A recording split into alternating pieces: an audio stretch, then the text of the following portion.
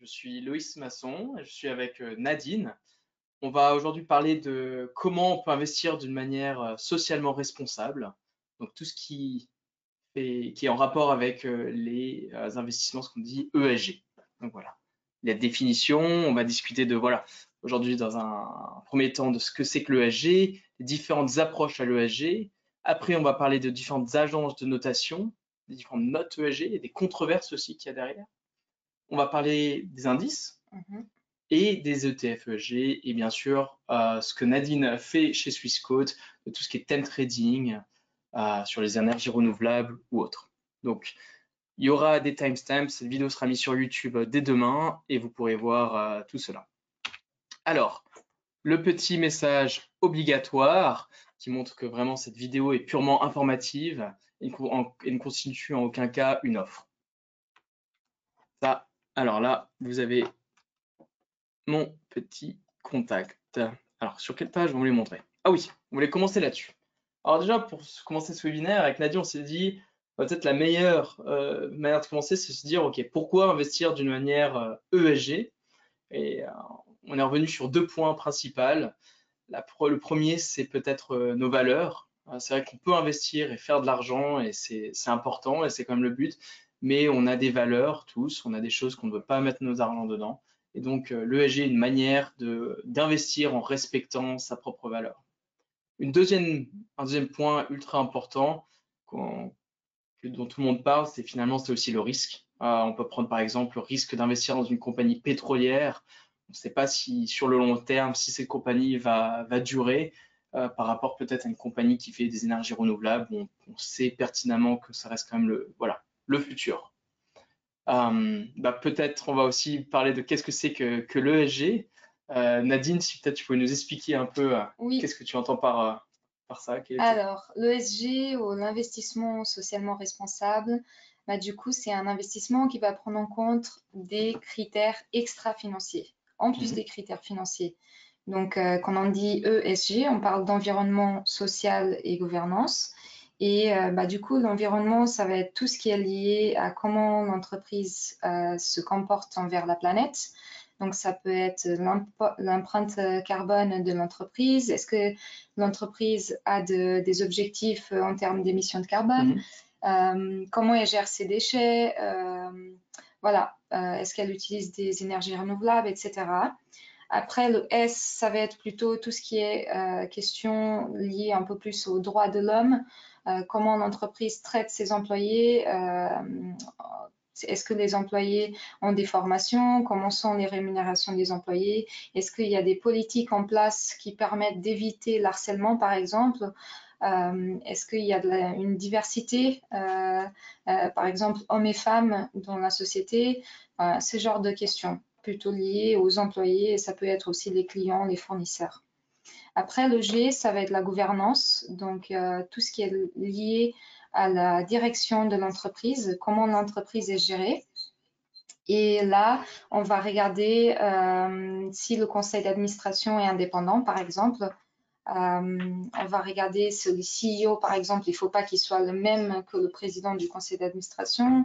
On va regarder les rémunérations des dirigeants, la composition du conseil d'administration. Est-ce qu'il y a assez de femmes, par exemple, dans le conseil d'administration? Donc voilà, ça c'est le genre de choses qu'on va analyser sur le côté G de l'ESG. Donc voilà, ça c'est un peu pour avoir une idée de quoi il s'agit. C'est important, donc on pense souvent au ESG que c'est juste l'environnement, mais finalement c'est pas que ça, quoi. C'est tout Exactement. ce qui est social, aussi gouvernance, ça englobe beaucoup de choses. C'est vrai que sur certaines compagnies, on peut faire des énergies renouvelables, mais avoir une gouvernance ou une politique sociale qui va pas, Exactement. quoi. Donc c'est vraiment, ça Ouais, englobe le tout. exactement. Ok. Et après, en fait, il y a des différentes approches ESG aussi. Parce que des fois, on dit on fait de l'ESG, oui, mais des fois, c'est juste une exclusion dans certains secteurs. Hmm. Ou des fois, c'est vraiment de l'impact investing. Donc, je voulais commencer aussi par expliquer un peu les différentes approches ESG. Donc, je dirais la première approche, peut-être la plus light, Mhm. c'est vraiment d'exclure certains secteurs. Ça peut être les armes controversées, le nucléaire, le tabac, l'alcool, ça peut être beaucoup de choses. Et du coup, là, ça va être les exclusions. Après, il y a le best in class, qui est quelque chose qui se fait beaucoup, c'est de prendre les sociétés qui sont les mieux notées en termes d'ESG dans chaque secteur, dans chaque industrie. Donc après, on verra plus tard dans la présentation des indices qui font ça, justement. Après, il y a les thématiques, les investissements thématiques. C'est justement ce qu'on fait ici aussi chez Swissquote dans Teams Trading. Ça va être investir dans un certain thème comme les énergies renouvelables, que du coup, c'est aussi considéré comme un investissement ESG. Il y a l'impact investing. Donc là, on parle plutôt des green bonds, des obligations vertes. Et là, c'est vraiment, comme le propre nom le dit, c'est vraiment un investissement qui a un impact. Et souvent au niveau du E. Là, par contre, c'est plus au niveau du E. Et les obligations vertes, par exemple, ça va être des prêts qui vont financer des projets écologiques, vraiment. Donc, on sait que notre argent qu'on met là-dedans, c'est vraiment pour quelque chose qui va impacter la planète dans ce cas-là. Trop cool. Donc voilà, et après il y a encore les votes. Donc vous savez, dans la majorité des actions, on peut exercer nos droits de vote aux assemblées générales. Et des fois, il y a des gens qui défendent que des fois c'est mieux de garder les actions, même si les sociétés sont pas très bien notées. Les gens ils défendent que c'est bien de les garder et après d'aller aux assemblées générales, essayer de voter pour justement faire changer les choses. Et ça, c'est aussi de l'ESG au final. Donc voilà, après, c'est sûr qu'en tant qu'investisseur lambda, avec notre vote, peut-être on ne va pas avoir beaucoup d'impact, mais une société comme BlackRock, par exemple, qui gère des milliards, s'ils votent, par exemple, contre quelque chose, une proposition du conseil d'administration, là, ils peuvent clairement avoir un impact et mettre la pression sur la société pour faire changer les choses. Ok. BlackRock, c'est tous les iShares, pour ceux qui, avec les ETF.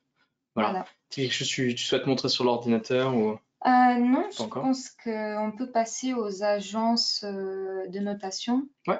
Si ça te va. Très bien. Allons. Alors, en fait, les agences de notation, c'est quoi? En fait, c'est des gens, c'est des analystes qui vont regarder chaque société et qui vont essayer de comprendre comment la société se comporte au niveau E, S et G. Comme ça, nous, en tant qu'investisseurs, on n'a pas besoin d'aller regarder et d'aller essayer de comprendre est-ce que cette société est bien ou pas. Parce qu'en fait, ces agences-là, elles vont donner une note à la société et du coup, ça va nous permettre de savoir, d'avoir une idée en tout cas, est-ce que la société est bien ou pas.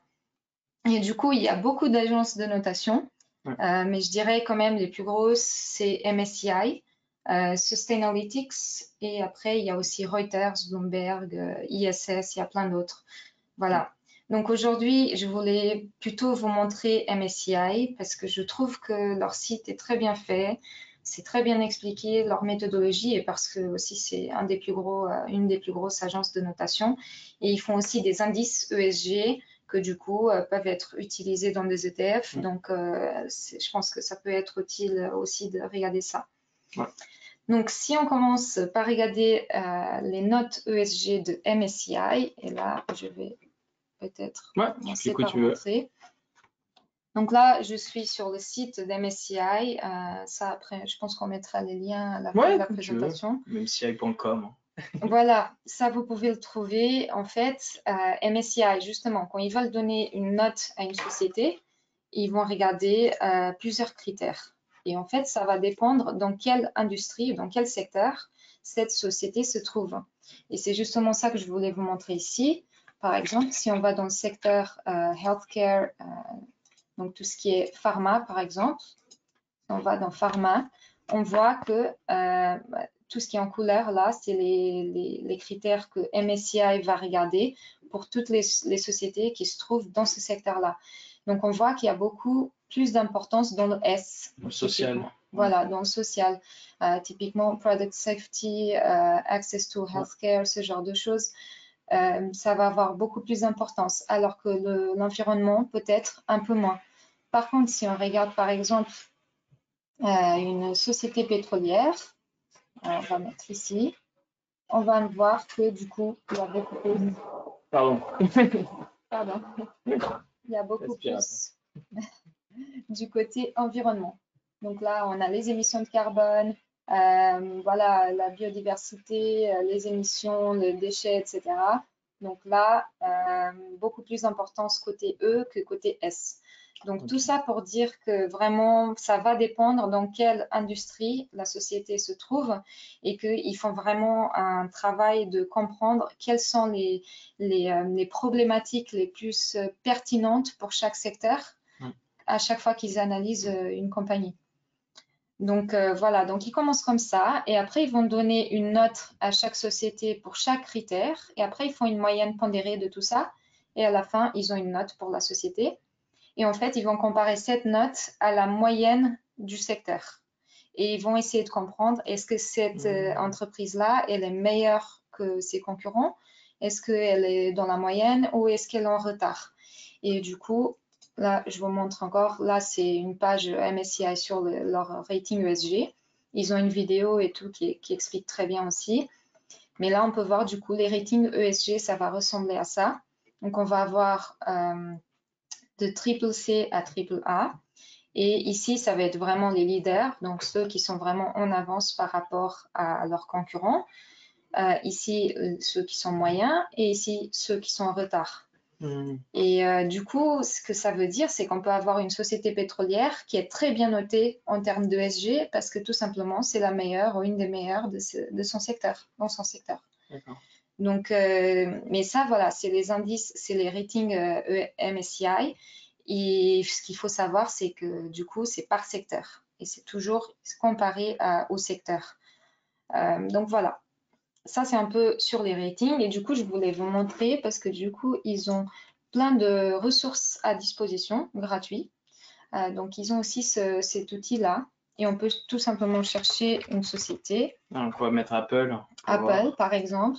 Qu'est-ce que Apple devient? Exactement. Donc là, on peut voir le rating ESG d'Apple, qui est triple B, donc moyen, dans la moyenne.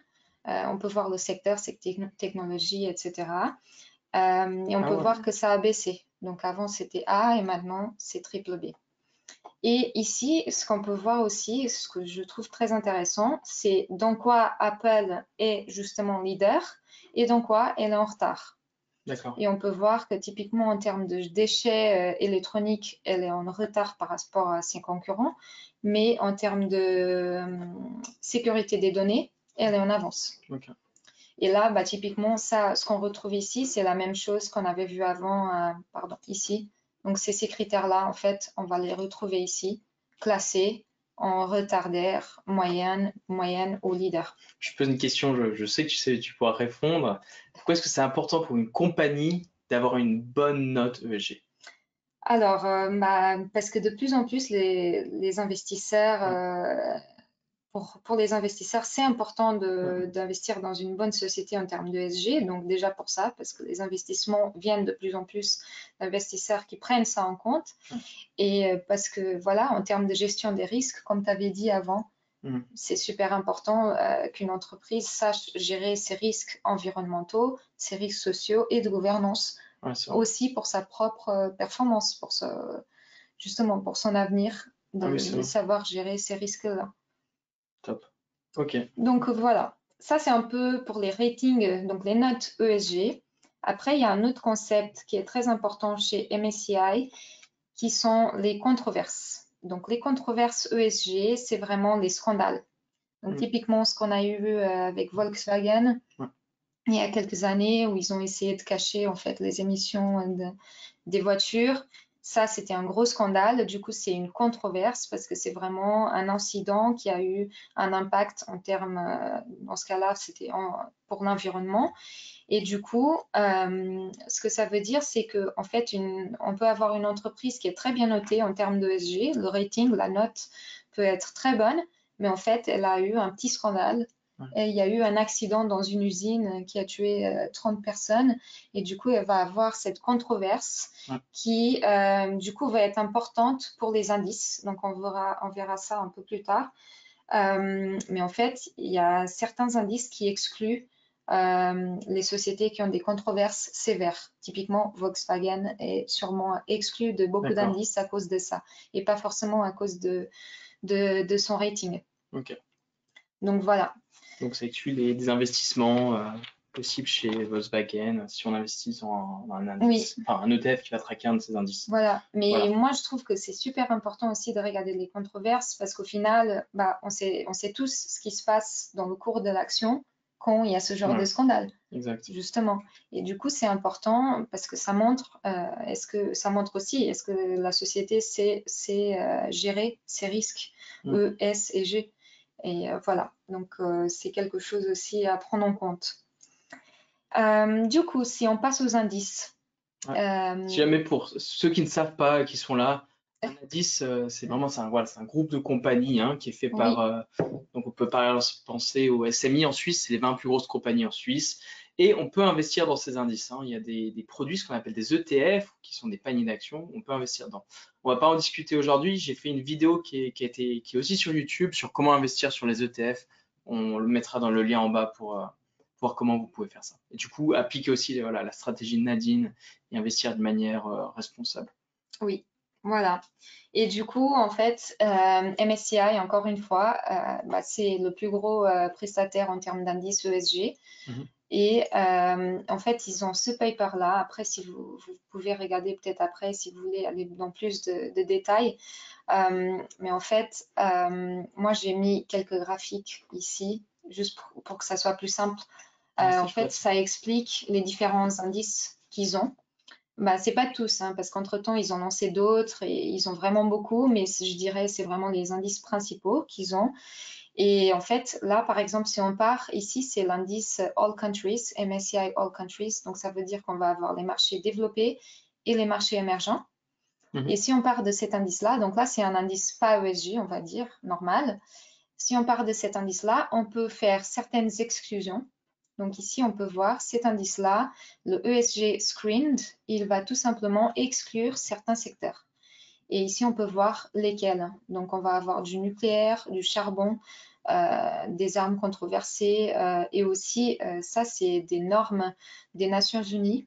Donc, tout ce qui est lié aux droits de l'homme, le travail des enfants, le travail forcé, la corruption, etc. Et du coup, ils vont exclure les sociétés qui ne respectent pas ces principes-là. Ok. Ça, c'est vraiment le filtre de base, quoi. Voilà, exactement. ESG Screen. Donc ça, c'est par exemple qu'on pourra trouver, on montrera peut-être à la fin de la vidéo comment on peut trouver des ETF comme ça. Exactement, ouais. Et voilà, là, du coup, ça va être un indice qui va rester assez proche de l'indice de base. Il va juste exclure certaines sociétés. Et justement, comme tu avais dit, en termes d'alignement de valeurs, ça peut être déjà quelque chose de bien pour beaucoup de gens. Et du coup, après, si on passe sur l'ESG universal, en fait, c'est un indice qui va surpondérer les sociétés qui sont bien notées en termes d'ESG et il va sous-pondérer celles qui sont moins bien notées. Donc, le poids, la pondération des sociétés va changer selon la note ESG. Et là, il y a aussi des exclusions, mais là, c'est moins. Du coup, il n'y a que les armes controversées et les controverses. Donc, les fameuses controverses dont j'avais parlé avant. Là, red flag, ça veut dire que c'est des controverses très sévères, donc très graves. Du coup, vous voyez, elles vont être exclues de ces 4 indices-là. Donc, 4 sur 5 excluent les controverses sévères. Donc, voilà. Donc, ça, c'est l'universal. Il reste toujours proche aussi de l'indice de base. Il change juste un petit peu les poids selon les ratings ESG. Après, peut-être on revient sur le focus à la fin. C'est un indice plus récent qu'ils ont lancé. On commence peut-être par le ESG Leaders. C'est aussi un des plus connus. En fait, tout simplement, ils vont prendre les 50% des meilleures sociétés en termes d'ESG. Donc, ils trient les sociétés par note ESG et prennent la moitié, en fait. Et ils excluent aussi, ici on peut voir les exclusions, donc ils vont aussi exclure pas mal de secteurs, en plus de ça. Et le SRI, je dirais, c'est peut-être le plus strict. Là, ça va être la même chose, sauf qu'ils vont prendre qu'un quart des sociétés. Donc vraiment, les 25% les meilleures des sociétés. Et les exclusions vont être un peu plus strictes. On montrera comment. C'est vrai que si on écrit SRI, on sait que dans son ETF, ce sera les meilleurs. Exactement. exactement. Trop cool. Et après, c'est justement suite à ça, je pense qu'MSCI, ils ont pensé à lancer cet indice-là, le Focus, parce que en fait, avec ces indices-là, on a un problème, parce que du coup, si on part de l'indice de base qui a environ 2500 sociétés, du coup, là, on va avoir environ 1200, parce qu'on va avoir que la moitié, et là, on va avoir 600. Donc, c'est évidemment, on va avoir un indice très différent de l'indice de base. Un peu moins diversifié peut-être Un peu aussi. moins diversifié. Après, voilà, en termes de performance, ça peut aller beaucoup mieux ou beaucoup moins bien. Ouais. Et du coup, ils se sont rendus compte de ça et que ça posait un souci, typiquement plus, je pense à des investisseurs institutionnels qui ne voulaient pas avoir ce risque de vraiment rester très distant de l'indice de base. Ils ont décidé de lancer cet indice-là, le Focus. En fait, il va essayer d'optimiser le rating ESG, de maximiser le rating, tout en restant proche de l'indice de base. Donc ça, c'est aussi un indice intéressant parce qu'on peut avoir un rating ESG très bien, mais on n'est pas très différent de l'indice de base. Okay. Donc voilà, et ici j'ai un petit graphique aussi. Tout ça c'est dans ce paper que j'ai dit avant. J'ai juste mis ici pour que ça soit plus simple. Mais ici en fait, on a le score ESG, donc la note ESG. Ici c'est pas en lettres, mais en gros, plus c'est élevé, plus c'est mieux. Donc ici on a l'indice de base, le All Countries. On voit qu'il a un rating ESG de un peu plus que 5,5. Et après, on voit tous les autres indices ESG qui ont des ratings ESG supérieurs. Et ici, qu'est-ce qu'on regarde? On regarde le tracking error. Et le tracking error, il nous permet de comparer justement est-ce que l'indice est différent ou pas de l'indice de base. Et du coup, on peut voir que celui qui est le plus différent, c'est le SRI, de loin. Mais par contre, il a vraiment un rating beaucoup plus élevé. Par contre, le Focus, comme j'avais dit avant, il a quand même un rating beaucoup plus élevé, mais il reste assez proche de l'indice de base. Et pareil pour l'Universal. Le screen, c'est intéressant. Du coup, c'est les exclusions, c'est ce que j'avais dit. En fait, ça améliore pas du tout la note ESG. Mais du coup, bien sûr, il va être quand même un peu différent de l'indice de base vu qu'on exclut quand même certains secteurs. Et d'ailleurs, on pourra montrer après le graphique finalement de la comparaison du SRI avec le MSCI. Exactement. On voit que ça surperforme de manière assez cool en plus. Oui. Alors, je crois que je l'ai ici. En fait, aussi sur leur site, on peut comparer ça. Donc là, par exemple, si on cherche ici, on a ESG. Si on va prendre par exemple ESG Universal, on va prendre le World. Ça, c'est les marchés développés. Donc avant, on avait All Countries, c'était développé plus émergent. Là, c'est World, ça veut dire que c'est les marchés développés. Et là, je vais essayer de comparer à l'indice de base, le World normal, enfin pas ESG, on va dire. Donc développer ici Add to List. On peut voir, je vais mettre basé sur 100. Donc là, c'est sur 4 ans. On voit que, comme j'avais dit avant, l'Universal reste quand même assez proche de l'indice de base, même s'il arrive à surperformer l'indice sur cette période-là. Mais après, par exemple, du coup, si on rajoute le SRI, celui qui est plus extrême, exactement, on va voir qu'il est, déjà un peu plus différent. Voilà, donc c'est en bleu, on a le SRI. On voit que du coup, ça a encore performé encore mieux sur cette période-là. Mais du coup, voilà, il y a plus de risques parce que du coup, on va avoir moins de stock là-dedans que sur les indices de base.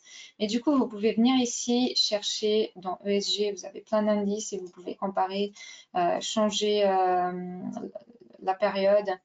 Voilà, changer la monnaie, etc. Voilà, là l'idée c'est quand même assez cool de voir que le SRI surperforme l'indice depuis un moment, quoi. Donc on peut aligner ses valeurs et exactement. Et en plus battre le marché, quoi, entre guillemets. Exactement, ouais. Et toi, ton opinion personnelle, tu penses que sur le long terme, ça... Oui, moi je pense que oui, clairement. Clairement, parce que encore une fois, c'est la question de gestion des risques. Forcément, ces sociétés-là, elles sont mieux préparées pour l'avenir. Ouais, c'est vrai. Mais bon, c'est mon avis. Non, mais c'est bien, c'est bien. Non, mais c'est bien, c'est bien. Alors, du coup... Tu regardais les thèmes trading ou le... Ah non, on a encore les... je voulais juste montrer... en fait, je l'avais déjà... Si vous avez des questions, n'hésitez pas à les poser. Alors, bien sûr, ceux qui les vu sur YouTube peuvent toujours poser dans les commentaires. Ceux qui sont là, vous pouvez la poser en live. On en reviendra à la fin. Voilà. Oui. Dessus. Alors, ça, c'est juste la page ESG, des indices ESG chez MSCI. Donc, vous pouvez venir sur la page. Je vous montre vraiment comment trouver cette page. Vous venez ici, Our Solutions, ESG Investing, ESG Indices. Et ici, vous avez tous les indices ESG qu'ils ont. Par exemple, si on est intéressé par le low carbone, on vient ici, on va sur la page du low carbone. Donc là, on va trouver la méthodologie, etc. Tout est très bien expliqué avec tous les indices low carbone qu'ils ont. On peut par exemple télécharger la fact sheet, justement, où ça compare la performance aussi, plein de statistiques. Donc voilà, ça peut être utile aussi. Cool. Donc là, je pense qu'on peut passer justement sur les ETF. Low carbone, c'est ce qu'on a fait. Bon, on peut parler de ça déjà. Ah oui, bon, on a les ETF screeners aussi. Hein. Donc, si demain vous souhaitez investir sur un ETF, vous ne savez pas quoi chercher. Alors, bien sûr, il y a la vidéo qui est aussi sur YouTube pour mettre dans le lien. Mais il y a aussi ce qu'on parle. Bah, moi, j'en parle beaucoup dedans. Des ETF screeners. Peut-être comment on fait une recherche rapidement d'un ETF. On peut Oui. montrer, hein, c'est simple. Oui, là, bah, du coup, si on veut, par exemple, en equity, donc les actions, on peut mettre, sur ce site-là, on peut mettre ce filtre-là, Only Sustainable ETFs. Et ici, on peut trier, par exemple, par taille de fonds. Donc là, on peut voir que le plus gros fonds, pardon, c'est fund size, mais là, c'est 2 ETF. La taille des fonds, ouais. Et là, du coup, le plus gros ETF, c'est un iShares, donc BlackRock, sur le MSCI USA, donc aux États-Unis, SRI. Donc voilà, donc le SRI apparaît ici. On a ici d'autres SRI, on a le Screened, on a le Enhanced, en fait, c'est le Focus. Si vous allez sur le site, vous allez voir. Ouais, je pense. ESG Leaders, enfin, il y a toute une liste. Voilà. Vous voyez que vous trouvez tous les indices qu'on a vus juste avant. Et là, vous pouvez aussi regarder les TER, par exemple, c'est important parce que du coup, les ETF ESG sont souvent un peu plus chers que les ETF normaux, on va dire, parce que du coup, il faut payer les agences de notation. Et du coup, c'est légèrement un peu plus cher. Mais bon, par rapport à un fonds ou autre, on parle de 0,2%. Oui, exactement, ça ne change rien. Ouais, si vous économisez 10 000 francs sur un ETF, vous venez quoi, 20 francs, 20 francs de frais par an, c'est rien. Ouais. Et du coup, je voulais vous montrer encore quelque chose d'autre sur le ça site c'est cool ça. d'MSCI. Justement, on peut aussi regarder quelle est la note ESG d'un ETF, d'un fonds. Et du coup, par exemple, si on cherche un ETF sur les MSCI World. Ouais, ou même peut-être le plus connu en Suisse, là, le SMICHA. Ouais. Que tout le monde, on regarde toujours avec nos clients, SMI-CHA, qui traque le SMI finalement, ce qui est le marché suisse. Donc, si un super ETF pour commencer à investir, opinion personnelle, encore une fois, c'est pas l'opinion de la banque. Ouais. Donc là, déjà, c'est la Suisse. Donc, je dirais qu'en Suisse, il y a beaucoup moins de controverses, de mauvaises notes ESG. Donc, voilà. Donc, peut-être là, on va avoir un peu moins. Mais là, on peut voir le rating de l'ETF. On peut voir, par exemple, que c'est déjà un très bon ETF parce qu'il y a 0 entreprise avec des ratings en dessous de A. Incroyable. Donc là, il y a la moitié, elles ont A, et après AA, triple A. Donc déjà, c'est un ETF pas mal. On voit qu'ils ont il y a 0 sociétés qui ont des revenus qui viennent des énergies fossiles, un peu de revenus des énergies renouvelables. En termes d'indépendance du conseil d'administration, c'est déjà pas mal, 84% en moyenne. Par contre, en termes de diversité du conseil d'administration, on est dans les 30%, mais bon, si on regarde la MSCI World, ça va être plus ou moins la même chose. Et là, on voit qu'il n'y a aucun secteur, il n'y a aucune société dans des secteurs un peu plus controversés. Et c'est pour ça que je voulais montrer la MSCI World, parce qu'on peut voir un peu plus de choses. Donc, si on regarde le iShares, donc là, encore une fois, c'est un des plus gros ETF sur les MSCI World, marché développé. Donc là, on voit clairement qu'on a déjà des sociétés ici, par exemple, qui ont une note B. On voit que ici, je trouve que c'est intéressant, il y a quand même 2,9% de sociétés de revenus qui viennent des énergies fossiles. Voilà, ici Ok. les mêmes statistiques. Et ici surtout, on peut voir qu'il y a quand même 9 sociétés là-dedans qui respectent pas les principes des Nations Unies. Wow. 12 qui ont des controverses très graves, 4 qui ont des armes controversées et 6 pour le tabac. Ok. Et du coup, justement, si on regarde, Autant éviter, quoi. oui, si on regarde la MSCI World SRI, du coup, on va regarder aussi le iShares, donc toujours le même prestataire d'indice. Donc voilà, déjà on passe ici, ça va être un des meilleurs notés, c'est vraiment des meilleurs ETF. Ouais, ouais. La majorité, là on dirait presque que c'est comme la Suisse. Et on voit ici, on n'a plus de sociétés dans ces secteurs-là qu'on voulait éviter. Trop cool. Donc voilà, ça ici aussi, vous pouvez chercher des ETF si vous êtes intéressé par la note ESG de votre ETF, par exemple. Donc Là, voilà. on va montrer les ETF les plus cool, du moins les certificats, ceux de Swissquote que toi tu gères, que tu crées Oui, jour le alors, jour. oui. Alors, dans Teams Trading, on Ouais, a... alors pour tous, si jamais pour ceux qui savent pas où les trouver, je vais juste rapidement Oui, montrer. Il faut cliquer sur swissquote.com, vous cliquez sur marché et cotation là-haut. Et là, alors vous allez à droite, ou sinon, juste à gauche, vous cliquez sur Time Trading. C'est le troisième. Et là, vous allez tous les trouver. et Et là, ceux qu'on va c'est dire. swissquote.ch. Ouais, .ch, ouais. Et c'est sur la deuxième ligne, ceux qu'on va parler là, qui sont dans la catégorie des investissements durables. Là, je vais te Voilà, laisser faire. exactement. Donc, on a une On a pas un dizaine paquet, hein. d'investissements dans ce thème-là, d'investissement durable. Donc voilà, on a les énergies renouvelables, le recyclage, les Rainbow Rights, c'est tout ce qui est diversité et inclusion dans une entreprise. On a végétarisme Végétarisme. et responsabilité sociale, lui, ça va être beaucoup plus centré sur le S. Donc voilà, le côté social des entreprises, est-ce qu'elles ont des politiques en place pour défendre les sécurités des employés, la diversité, etc. Et récemment, on a lancé ce certificat-là, le décarbonation en français, decarbonization en anglais. Regardez. Et oui. Il est Non, sorti à quoi? Il y a 2 semaines, hein, c'est ça? ouais, Trop cool. il est sorti fin août déjà Ah, en fin août, fait, ok. ouais, début septembre. Non, vous battez Et le marché. Super. oui, du coup, là, c'est un certificat qui a une vingtaine de sociétés. Donc, évidemment, on va être très différent du MSCI World, bien plus différent que le SRI, Mhm. typiquement. Mais là, ce qu'on a essayé de faire, c'est qu'on a essayé de regarder quels étaient les secteurs qui faisaient le plus d'émissions, qui étaient le plus responsables pour les émissions de carbone.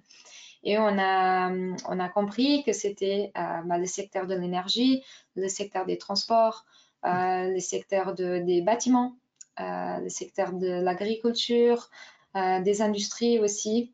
Et en fait, on a essayé de créer un certificat où on va avoir des sociétés qui essayent de trouver des solutions pour chaque secteur. Donc, on va avoir dans la partie énergie, on va avoir du coup des énergies renouvelables, un peu de tout. Donc, on va avoir solaire, hydrogène, géothermal, enfin vraiment un peu de tout. Après, les transports, on va avoir voiture électrique, aussi transport public. On a aussi une société qui fait des trains, par exemple. Après, industrie, on a une société, par exemple, qui fait du ciment à bas carbone. C'est aussi une société très innovatrice et ça a été la première société à faire du ciment qui est, en fait, les émissions, c'est 5 fois moins que le ciment normal, on va dire. Donc voilà, on a des sociétés qui font de l'isolation de bâtiments, par exemple, pour tout ce qui est efficacité énergétique des bâtiments, c'est aussi super important. On a des sociétés qui font de plant-based meat, donc tout ce qui est pour remplacer la viande typiquement, parce que on sait que c'est aussi Beyond Meat, exactement, on a Beyond la Meat, star. voilà. C'est aussi un secteur qui émet beaucoup de voilà.